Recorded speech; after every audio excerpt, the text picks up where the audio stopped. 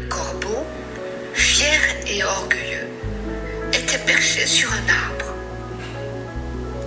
Le renard, rusé et flatteur, voulut lui prendre son fromage. Le corbeau et le renard, la poule aux œufs d'or ou encore le renard et la cigogne, les fables de La Fontaine n'ont plus de secret pour l'artiste peintre Lucas Kandel.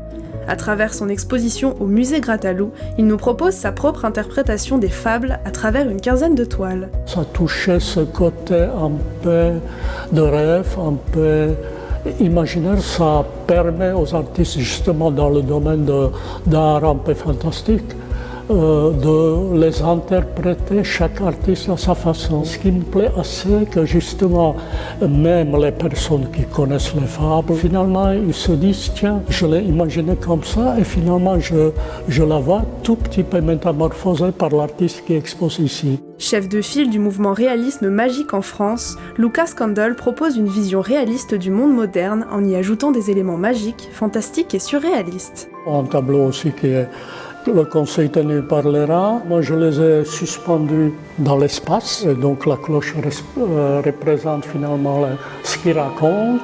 Et eux, ils sont suspendus par leur queue.